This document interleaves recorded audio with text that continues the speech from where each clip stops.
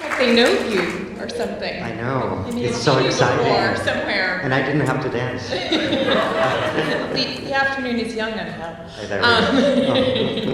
I don't think I can. But. It's always a homecoming for you when you come back to New York, right? It is, yeah. It's always amazing to see all the familiar faces and to be able to reconnect with all of them. I mean, it's funny because when I was on stage, I felt like I knew everyone. I mean, I was dancing with them and they were dancing with me on stage. But now I have the chance to actually talk to most of them and to listen to their stories and of them seeing me dance. And it's pretty heartwarming to see that you make an impact in people when you're up on stage. So it's very special, very, very special. But now is actually their turn. Every time I'm backstage or I'm in the back of the house and I'm watching the dancers from Pennsylvania Ballet dancing, I feel like I'm dancing as well. So I think that it's the next step is what is being a great shock and a great surprise to me. I thought that when I was going to stop dancing that I was going to miss it, and I actually don't, because I'm up there with them every night. So.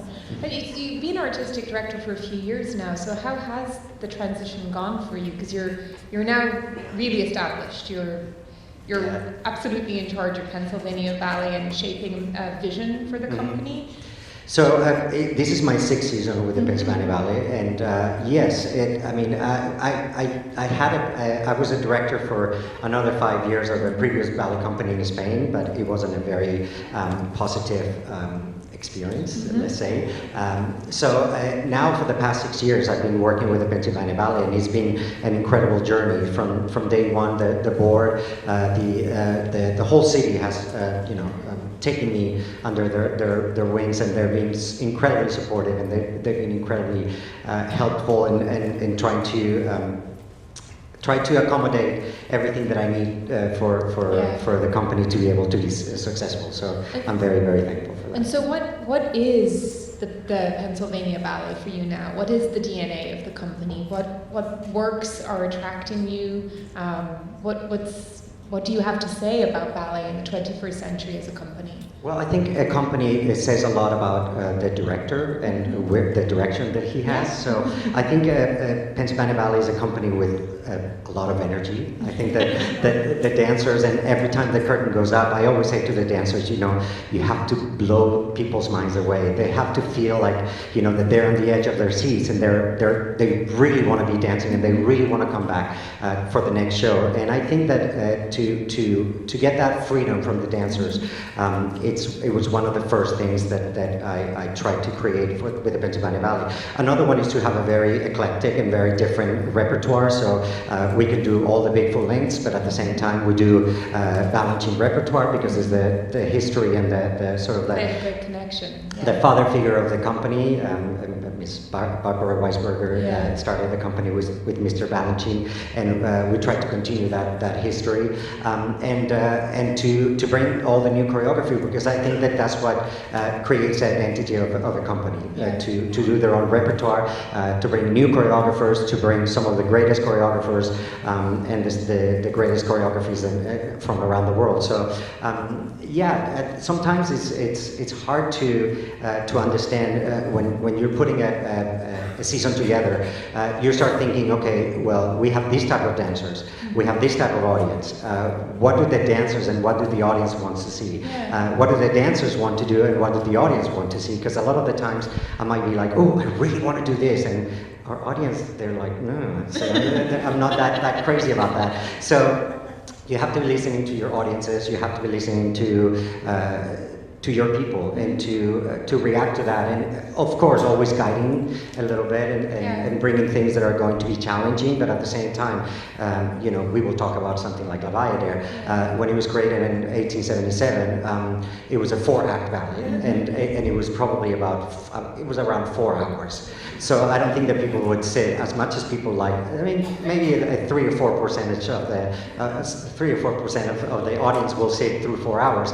But I think that you have to be very mindful about how the audience are today with mobile phones and with Netflix and with all these different things that are keeping our attention from live audiences that are going to be engaged, and they're going to be part of the show. So.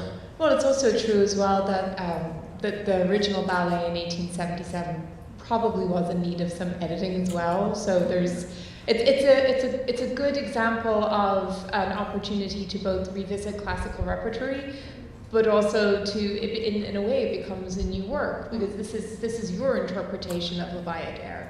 And you were known in your dancing career as somebody who really brought new energy to the 19th century repertory. So I'm wondering what it was about the Bayadère. You just spoke so generously about how you choose to lead by thinking about what your dancers need to do and what's going to energize them to become better artists, and also to think about the audience and the journey they want to go on with you. So what was it in this ballet that made you think, now is the time for me to bring the Bayadère into my repertory? Well, yeah, it's always a question that I start at the beginning of the season thinking, like I said before, what are the dancers, what kind of dancers we have right now in the company. And I've been seeing a great progression in our dancers, especially in the corps de ballet. Our corps de ballet is getting a lot of attention from critics, from audiences. They're saying our principal dancers are incredible, they fly, they do all these incredible things, but the precision and the way that they work together, the corps de ballet, it's been incredible with Swan Lake, with Giselle, with Sleeping Beauty. So every year we're seeing that they're improving and improving and improving. So you wanted to go after the most difficult one. You wanted exactly. to go after the I wanted to challenge them to that. And it's amazing because I like to work with, of course, with the principals. I'm very hands-on. I get there at 9:30 in the morning and I don't leave until 6 in the afternoon. I work with the corps de ballet, with the principals, with everyone. I'm like the pest. So I'm all the time in the studio. But I think it is very important that the dancers, especially the corps de ballet, they feel like they're one person, and they feel like they're being taken care of, and they feel important, because it is really important. I always say to the company, it doesn't matter what a principal dancer do, if the whole corps de ballet is not creating the atmosphere, you are actually guiding, you're the thread that keeps the whole story together. So I even put in the example, I don't know if you've seen the movie Avatar. Well, in this movie Avatar, they all connect with their tails, and they all connect, and they're actually all one person. So I tell them that they have to be like an avatar of women, that they all move together, that they all breathe together. But even with the eyelash, where are you looking? It's not the same. If I'm looking, actually you can see, if I'm looking this way, if I turn my eyes, the light catches your eye, and then you can actually lose the whole atmosphere by one girl just looking in the wrong direction. So I try to be very conscious of that. And when you give that importance to them and to what they're doing, then the whole atmosphere is created, and the whole atmosphere just comes alive, and then it's this whole energy that comes from the stage that it makes it incredible. And yeah, it's been a lot of fun working on that. Another way that I actually make them to always move together, in some cases, like the first ballerina that is on the line, if she moves right away, the rest of the line is going to do like a. So this is for the entrance for the Kingdom of the Shades. Yeah, or any line. When they have to move, usually the first girl, I always tell her, you have to breathe first, so everyone knows that you're going to move. So if you breathe, and then everyone follows, because if you go, then you create that sort of wave effect. But yeah, it's a learning experiences, and learning with them at the same time. It's been an incredible experience to to be working with the dancers, to be working with all the different departments, with the costume department. I was actually today downtown buying crowns for the girls for the next program. They were doing Ballet Imperial, so I went to this huge shop and I was buying crowns. So I like to be involved in everything that goes into the season. You really are doing everything. Costume design, I might have something that needs to be fixed out back. There you go.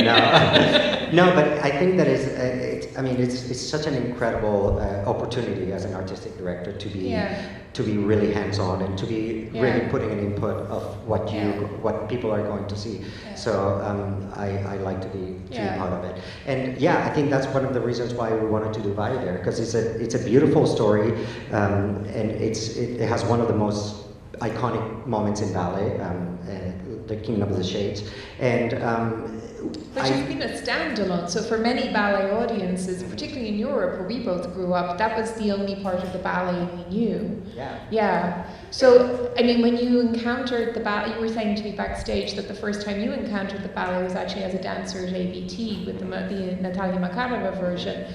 So what was your perception of the ballet when you first engaged with it? Because it's really different when you grow up with something than when you come to it as a professional artist. Well, when I came into Bayadère by Natalia Makarova, it was already a very different version than the first, the Petipa or the Vaganova or the Chivukiani. All those versions they were done way before, and they have a lot of elements that are unsensitive, or that they have been creating a lot of a lot of controversy and a lot of talk about if these ballets are relevant still at this time. And in my opinion, I think they are. I think that like dance has evolved, we have evolved, and we have to evolve when we create these ballets, and they can still be done without insulting anyone. There's always ways that you can find, including other people, including the different cultures that they could be part of the process, and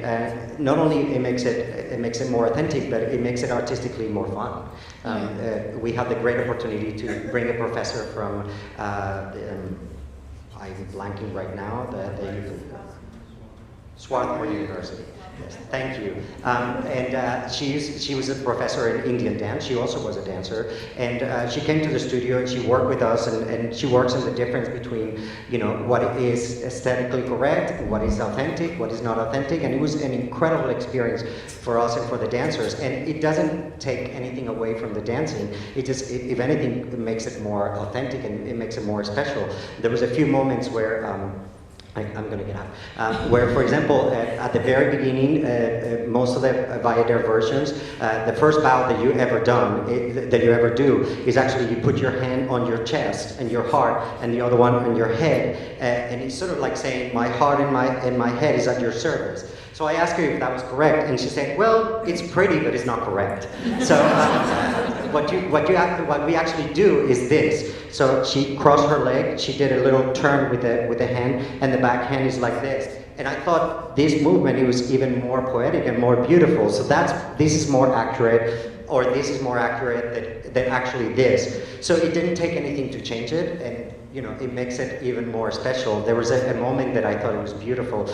She said that a lot of the Indian dance, they actually do the partition of their hair. They take the fingers, the mudra. Yeah, the mudra, and then they just pull it back. So I thought it was really beautiful. There's a moment in the first variation that Nikiya does in the temple that she's supposed to do just the arm up. So I said, well, maybe we can incorporate it here, do the arm there. And there was a lot of moments where she was very active.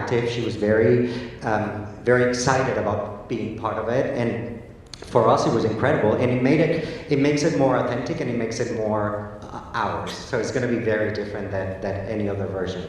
And I mean, we went through the whole ballet, and she was like, no, there's nothing. I said to her, don't be afraid. Just tell me if there's anything that is insensitive, if there's anything that is not accurate, just let me know. Of course, it's not Indian dance. It's ballet. No. So it's the same that when we do Don Quixote. It's not flamenco. We're not doing flamenco. Also, people in Spain, they don't go dressed as bullfighters, or they go around with castanets. We don't go, no, trust me. Ruining my vision of Spain. Yeah. So it's obvious that it's never going to be authentic, because then, but I think that there's an element of beauty and more than appropriation, because there's a lot of that common. I think it's more celebration. I think that it's more like, all these cultures, to be able to represent them in a ballet form, I think it makes it even more special and more beautiful. So I think there's a little film. There is a film. Yeah. There is a film. Sorry. No, I told you it's you have to shut me off. No, it's okay. I have more questions, but if you're ready for the film, we will watch the film. So this is a film of Pallavi, who is a Kathak practitioner, but also a professor of Indian dance from Swarthmore University, and she's working in the studio with your dancers. And then after that, you're going to do some coaching with us of the pas de deux, right? Okay. So if we can have the film, please.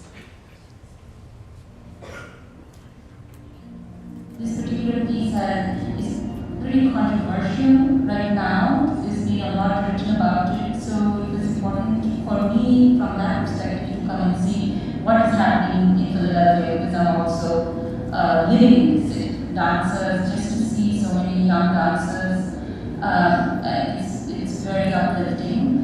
You know, Angel is very sensitive, and as a choreographer, he was very open to my suggestions, because I was giving him some hand gestures, some, you know, specific gestures and movements that might make it a little more Indian. That was a very important thing, I think, in today's world, to be able to create these conversations and to be aware of the history of ballet and how we engage with it, you know, in the current times, in the contemporary times.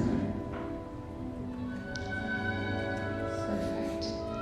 So before you head over with your dancers, those of you who may not know the story of Bayadère, it's quite convoluted. So can you tell us exactly what moment in the ballet this is, who the characters are, and just let us understand a little bit what you're trying to get out of the scene with the dancers. Good. Well, first I want to clarify, I wasn't looking at the time when I was at the video. I was actually, somebody was calling me and I have an iWatch. So, so you thought you were being buzzed right on time. I was like, oh, not now. So yes, this is the first act, first scene where Nikiya and Solor, they meet. They have sort of told through the lead fakir to get to meet and to have a meeting over the fire, and then they swear their love forever to each other, and they seal it in front of the fire.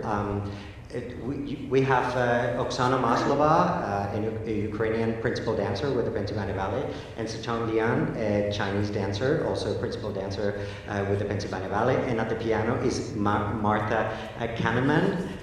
That I think that I probably said it wrong, did I? Okay. That she's our main pianist at the Pennsylvania Ballet. So here it is, the main part of it.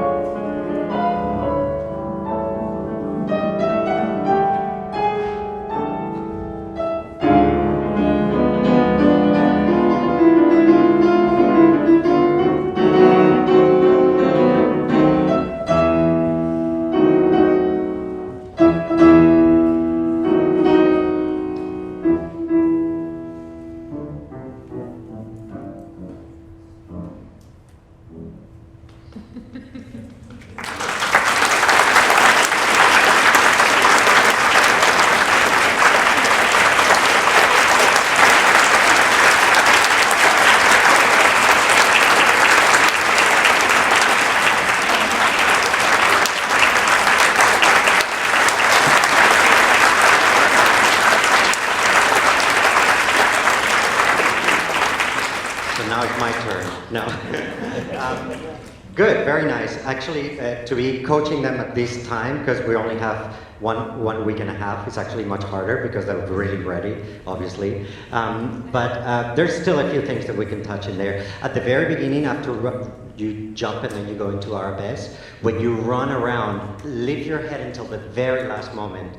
It's almost like a web effect. So just run, looking at the audience, open, open, open, open. Oh, yeah, don't turn right away to him, leave it until the last minute.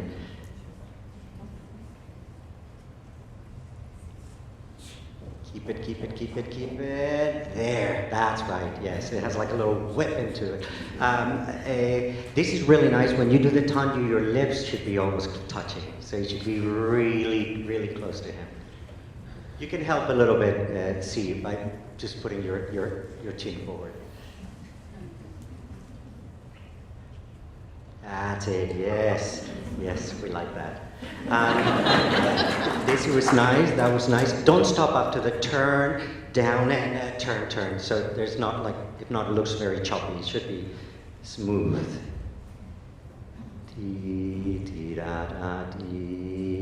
Down and go around. That's right, yes. It should be a wave that is taking you, a wave of love that is taking you around. That was nice, this was nice, that was nice, this was good. I'm replaying everything in my brain. So that was very good, this was really good. You need to hold the lift a little bit longer, the big lift.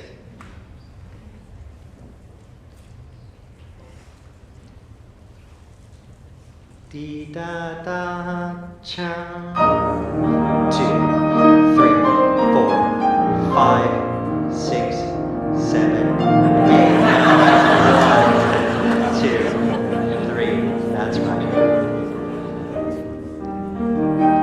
And now walk. Okay, stop. Yeah, that was right. Yeah. So now when you actually walk, it should be like the energy is pulling you into each other, not just walking. It's actually like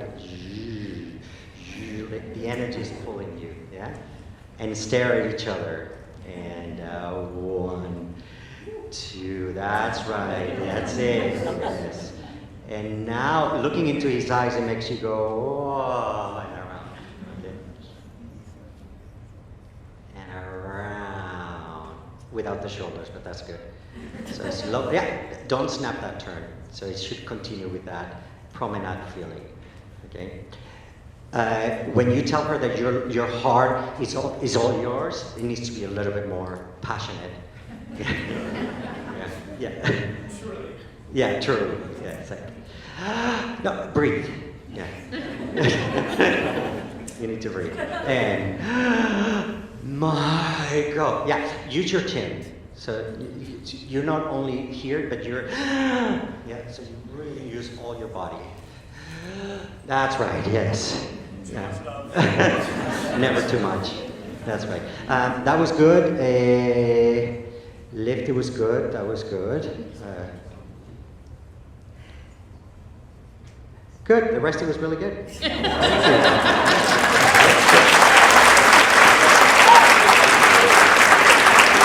Thank you, guys.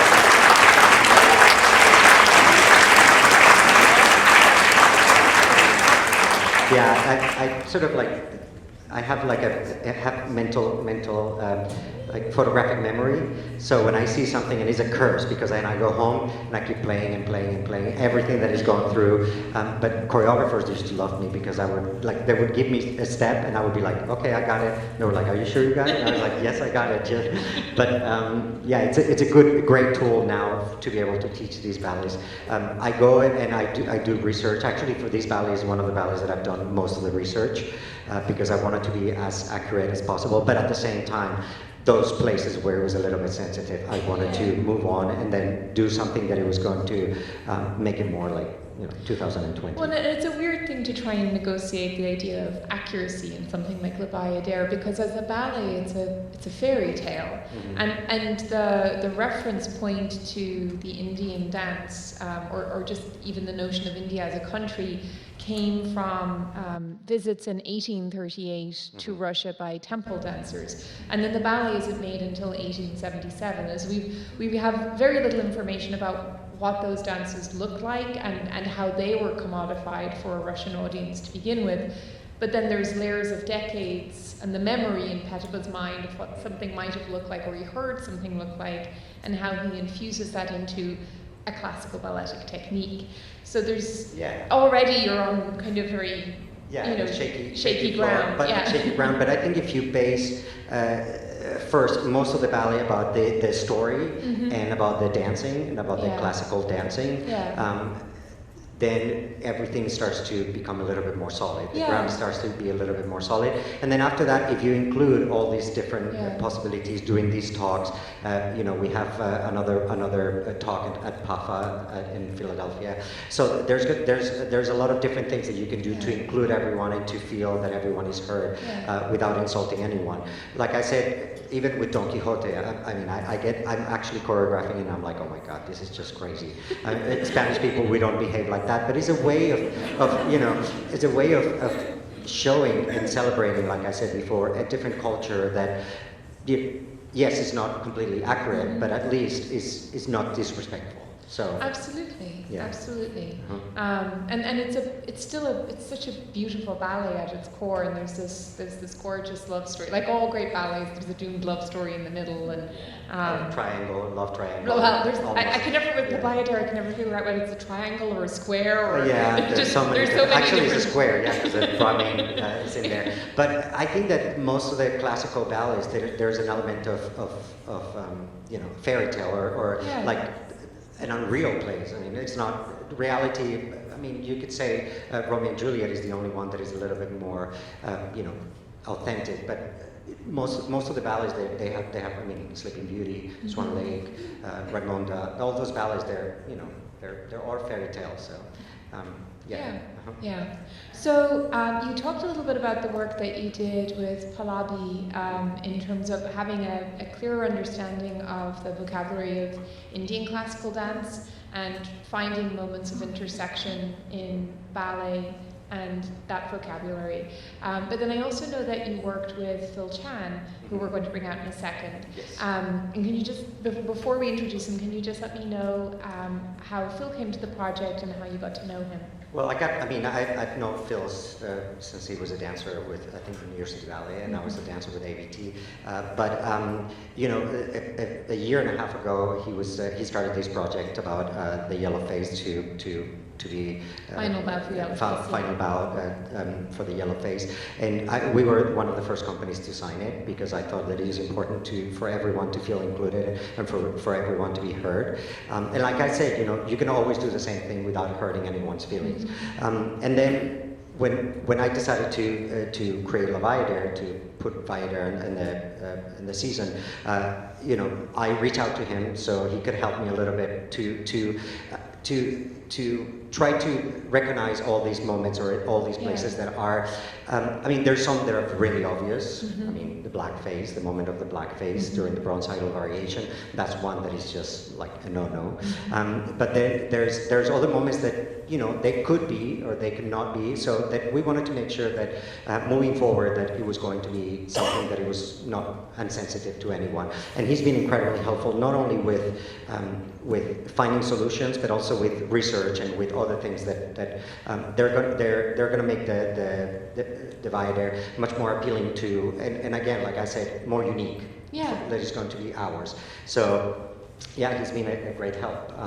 So let's get him out here. Let's get him here. Can Phil Chan please join us on the stage, and we welcome him.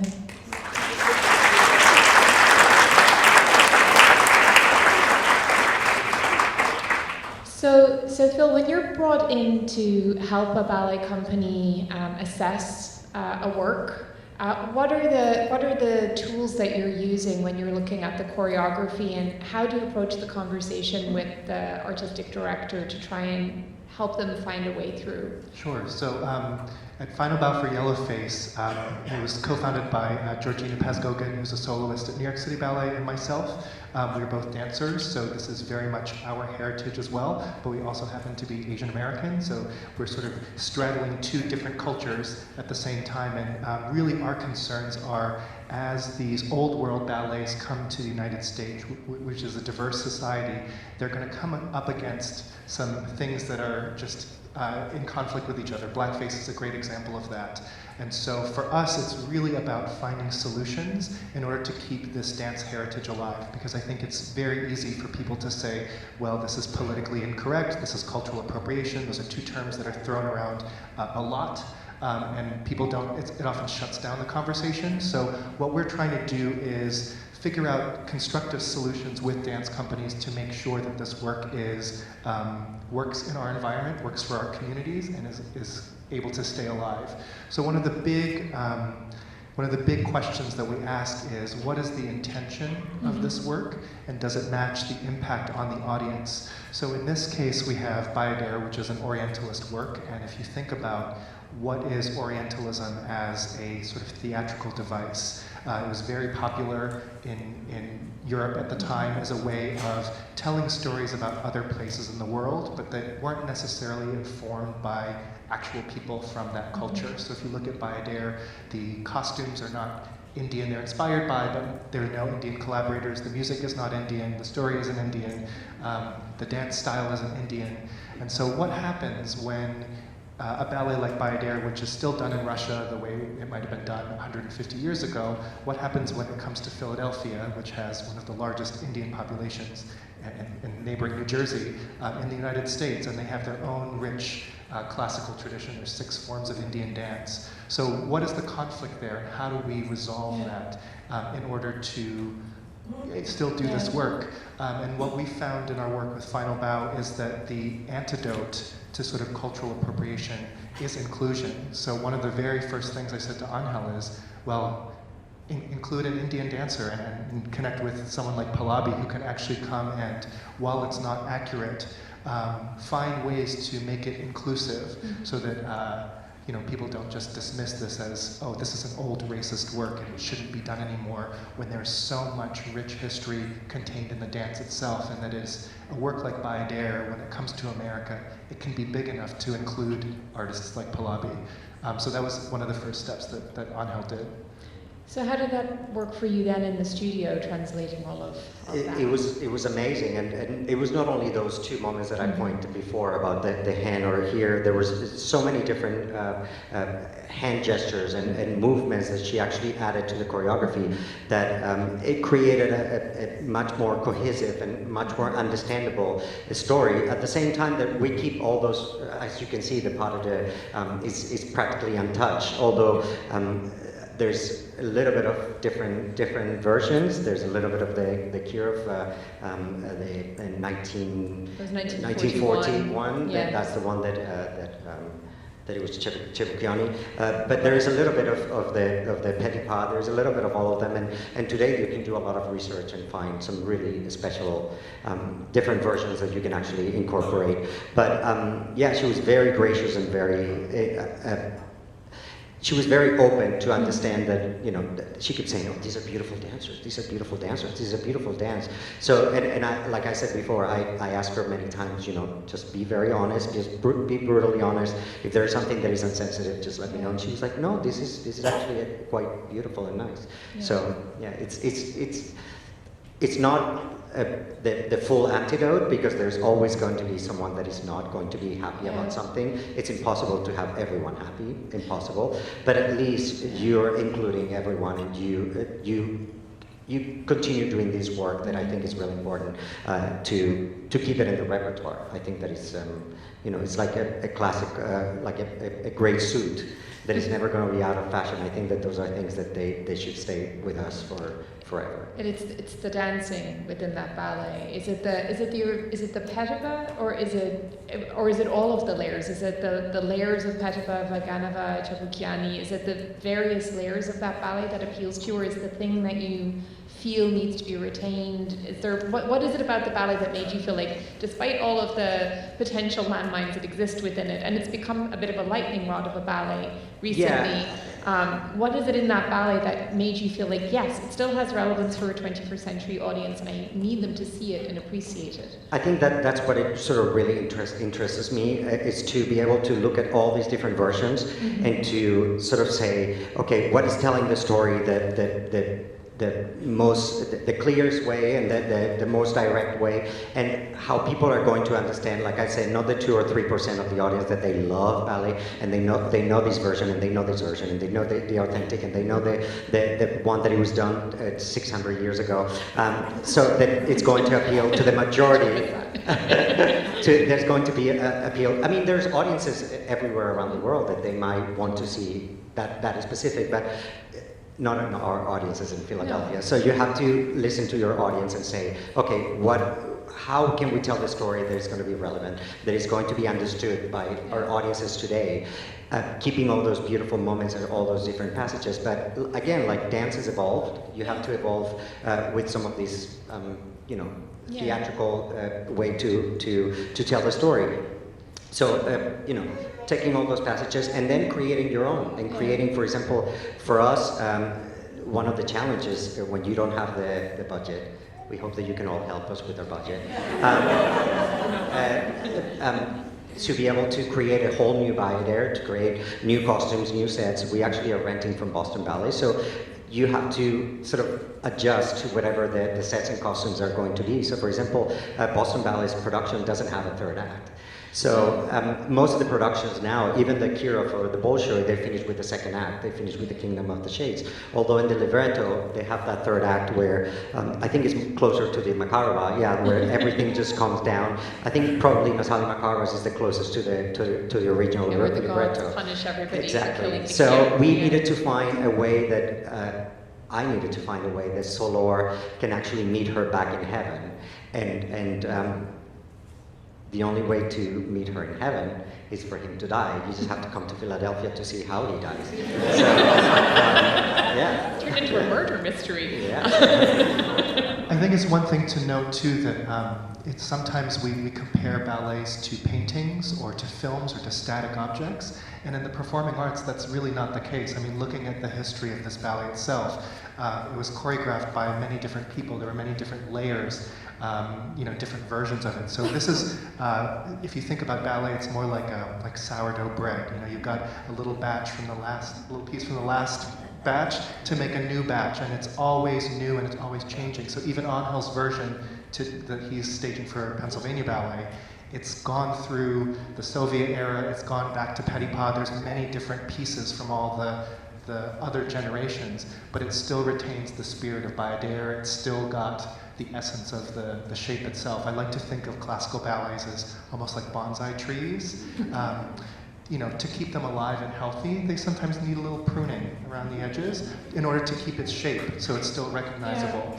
So, and that's not just for the audience, that's for the dancers, that's for the artists themselves who work on the project, who I think part of why you and Gina started Vinyl Bow for Yellowface was I remember Gina articulating that she had a sense of discomfort when she danced the tea dance in Nutcracker, and so that we want diverse ballet companies. We want artists of various backgrounds to be participating in our art form. And even look at who is, Ireland, Spain, China, we're all Ukrainian, we're all from different places. And so we're not a homogenous Russian society the way it was created. And so we have to approach these works a little bit differently in this environment.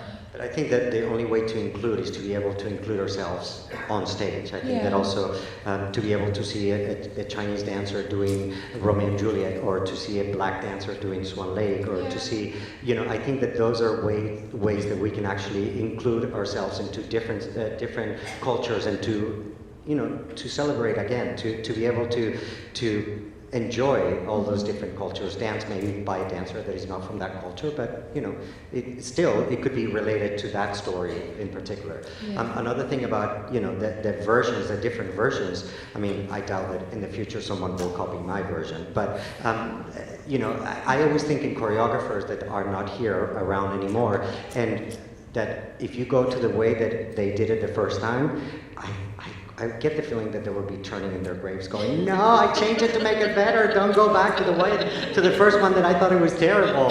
So I think that those are things that in my mind, I think that if these choreographers, when they were alive, they changed it to improve it and to make it better, I think that it's kind of like, not disrespectful, but it's kind of like going backwards instead of, you know, moving forward, and again, always respecting, you know, the people from the past, but I think that dance is evolving. And, well, when we talk about ballet from this period as well, it's very hard to understand what it was.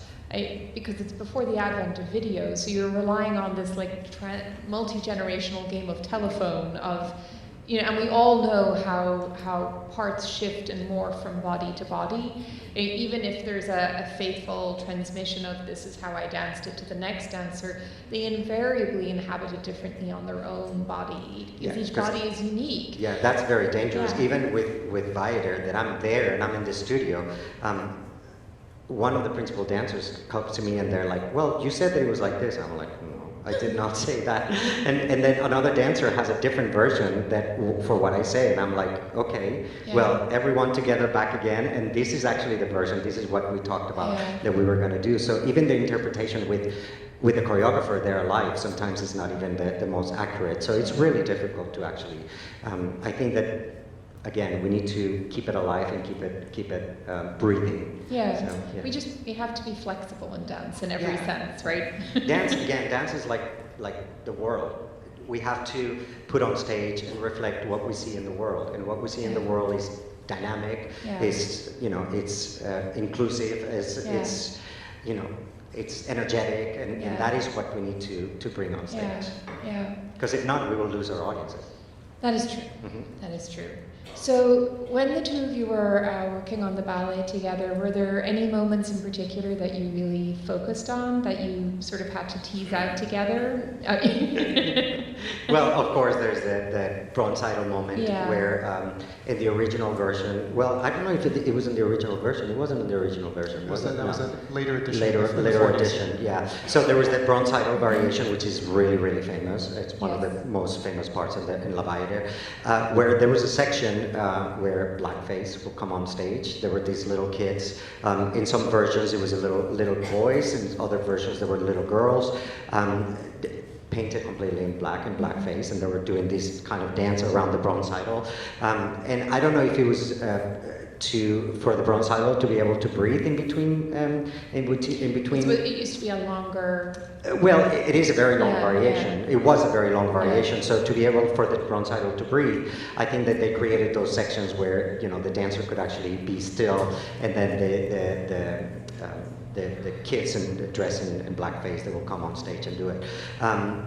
What we've done and what we've seen in some of the versions, that is being cut off. So the bronze idol does his variation from beginning to end without any interruption, which makes it incredibly hard. It's one of the hardest variations I ever have to dance. Any dancer have to dance. Well, Dr. Chabukiani, who did the 1941 version, was famed for creating difficult male solos, like the Le Corsaire male solos, they're Chabukiani. So he was the Soviet guy that you brought in when you wanted to put together an impossible variation. It was crazy, but the hardest part about this variation is that, like I said before, usually in any variation like Le Corsaire or any male variation, you have the jumps at the beginning, you have the turns in the middle, and then you have jumps at the end. In these variations, you have jumps, you have jumps, you have jumps, you have jumps, you have turns, and you have jumps.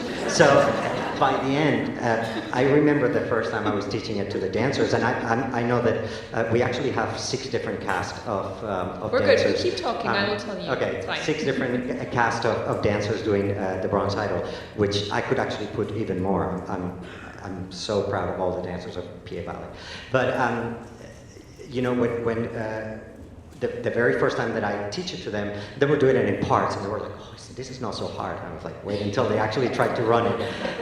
The first day that we started to run, they were like, by the middle, like, even their legs, they were not responding. Like some of them, I could tell that their legs they were like Bambis. They could not continue. So it's been sort of like a journey for them to actually get the stamina to be able to do it. So today we actually have two dancers that are going to perform for you the two different versions. The first dancer, his name is Ashton Roxander. He's one of our soloists with the company. He will be performing the original version, or the first version. When you see him standing still, that's the part that it actually happens with all the blackface around him. And then after that, we'll have your version, the full your version. exciting version that they can see within the framework of the whole ballet if they make the trip to Philadelphia, right? There we go. Okay. So who are we welcoming on stage? And also, again, just for our audience, just explain this moment in the ballet, the Bronze Idol, and sort of how it fits in within the Well, the Bronze Idol in different versions comes in a different place. And the original version comes right before the celebration, or during the celebration of the engagement party for Solor and Gamzatti, because it's not Gamzatti, it's Gamzatti. Yeah. Well, it changed later on. But so this is during the celebration. There are other versions, like the Makarova version, that it comes right before the wedding on the third act, at the very beginning of the act. So the curtain goes up and you're sitting there. In my version, it's going to be at the very beginning of the celebration. So when the curtain goes up in that third scene of the first act, he will be sitting and he'll be starting to dance. So, and I think one thing to keep in mind too is and I think this is Angel's version, he decided to cut the supporting little dancers.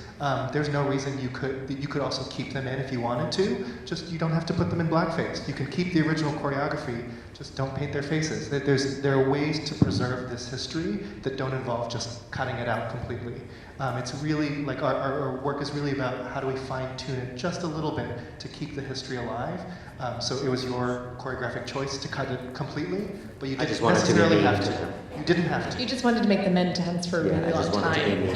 Into them. Actually, in the Kira version now, I think that only the Bolshoi and the Paris Opera are the only ones that are still doing blackface. I think that the Kira now is using some of the temple dancers that they come around. So.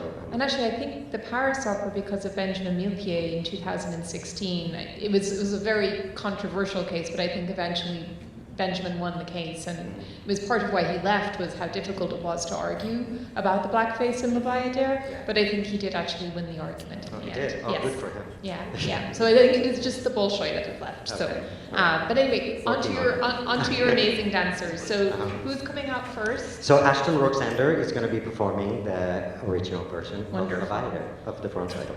Okay.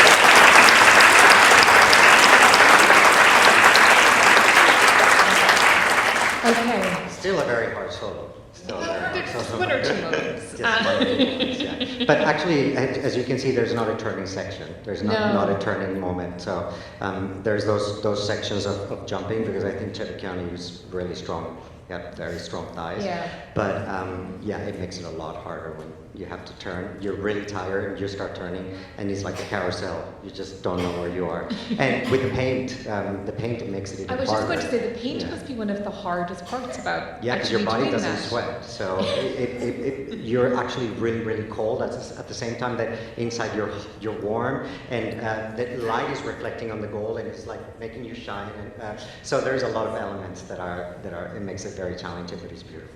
Yeah, yeah. Okay, so the second one we're going to see now is yours, and then we can have a chat about the two together. So who's the dancer who's coming out? The dancer is Albert Gordon. He's a first soloist with the company. And he gets no breaks. He has to dance straight through, right? He has to dance straight through. Okay. So good luck.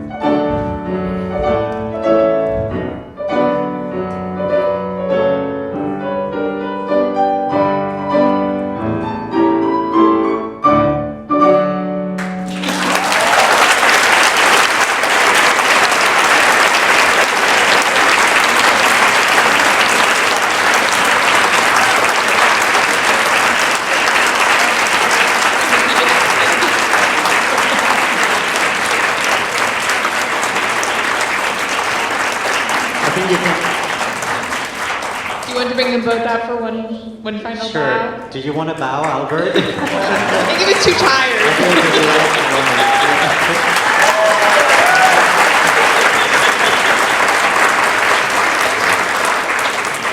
You do want to run to the dressing room right after. Heel over. Exactly. Yeah. So it felt like there was a lot of you as a dancer that made its way into that solo. I wish that I could dance like that. No, it actually. Every time we put something on stage, people ask me, yes, there's the energy, but like I say to all the dancers, you're unique, you're yourself, you have to show your personality, and it's actually quite scary, because when you're an artist on stage, either you're a painter, you're a writer, you have to show your personality, you have to show who you are, and then people will accept you or not, but you pray that people are going to like who you are. But if we continue, there's a lot of dancers that they are dancers on stage, so they have the right heads, the right arms, the right everything, but it doesn't get get to you, it doesn't get that raw feeling. So I encourage the dancers to really let go and to really, you know, feel free to go on stage and make a mistake, and then we can talk about it later. But I think that if they don't let themselves go, then the audience are not going to find out who they are. Yeah. And I think that is what is so special about the Pennsylvania Ballet, is that when you go to the theater, you really get to know these dancers and you're part of what they're doing on stage. Yeah. But for you as a choreographer as well, I mean, you're now layering your voice, as Phil alluded to, on top of generations of voices with this classical repertory. I mean, so how does that feel?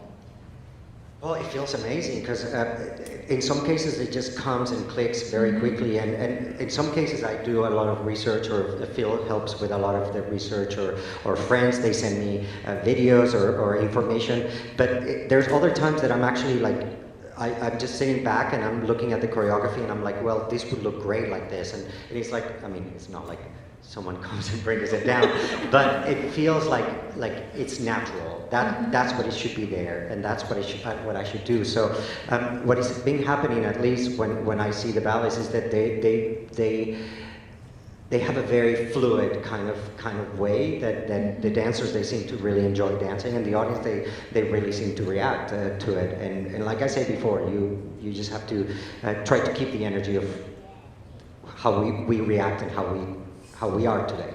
So yeah, that's one of the beauties and the challenges of creating a new ballet today. Yeah, well, it seems like this has been an incredibly fruitful working relationship, and I think it demonstrates that ballet is moving toward a very healthy place, and hopeful that lots more classical rep is going to find its way into the Pennsylvania Ballet and many other ballet companies as well, and that there'll be conversations that continue about how to move that forward. Yeah, I mean, Phil, have you any sort of final thoughts about how you see this moving, or? I just think it's really important that artistic directors take this more active approach and don't just take what's been passed down to them and just regurgitate it, but it's really our responsibility as artistic leaders to take what we've been given and make it applicable and relevant to today, or else indeed ballet does die. This is not a museum piece that we're looking at here, but it very easily can be. So when Angel is making these adjustments and trying to make this a relevant story, that's when ballet really stays alive. And so I think that's what our responsibility is as artistic leaders, is to not just say this is a work from the past and dismiss it as that, but really try to make this relevant and alive today. Yeah. And it makes it more exciting. I mean, to be able to gather all the information, to try to find a solution, like always Phil says, you know, let's try to find a solution, let's not get stuck in the problem, let's try to find solutions, let's try to actually make it beautiful in a way that is not going to hurt anyone, but at the same time that is going to continue, you know, this tradition that I think is really, really special. So. Yeah. Okay, so March 5th it opens. Yes, is that until right? the 12th. Until the 12th. So get your Excella tickets now. Yes. And what theater is it playing at? At the Academy of Music, Academy one of the Music. most beautiful theaters in America. Sorry, the Guggenheim is a gorgeous museum, and it is a beautiful theater too. Well, I did feel for them when they handled they accommodated the space very well. It must be really difficult to do that solo and make it all fit. I remember when I was up there on stage, and it was always a blast to have the audience so close, and to be able to be performing in such an amazing museum. It was always a very special treat. It's an incredible place. It is. Yeah. But yes, the Academy of Music, it's a beautiful theater. I think it's one of the first opera houses in America. So yeah, we're very lucky. How is the stage there? Is it a large rake or? It's a considerably large. Yeah. We can always ask for a larger stage, especially backstage, because you know, when we're doing big ballets, it's really hard to store anything behind. Yeah. But you know, we can get rid of the building behind. So I think that's what it is. Well, we can't wait to see it. I just have to say, it takes me longer to get back to my apartment in Brooklyn than to get down to Philadelphia from here. So none of you have an excuse not to go see it. Like I said, I've danced with every company around the world. When I was a dancer, I was incredibly lucky to have gathered all that information and now to be able to pass it to the dancers. But it's not because they're my dancers. I call them my dancers, our Oh, they dancers. are? But they're some of the most talented dancers you can ever find. So I think we saw yeah, that today. Yeah, We saw that today. yeah. I really urge you to go and see the company. All right. Well, I think we're all excited to see the full version of La Bayadère. I'd like to thank the dancers today for their wonderful Yes, work. thank you, come on stage.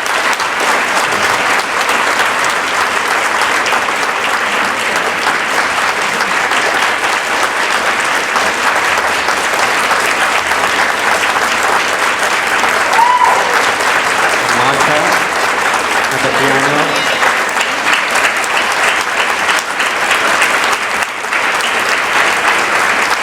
And thank you to Phil and Angel and obviously to Duke and Caroline as well. Thank you so much for joining us. Thank you, Caroline.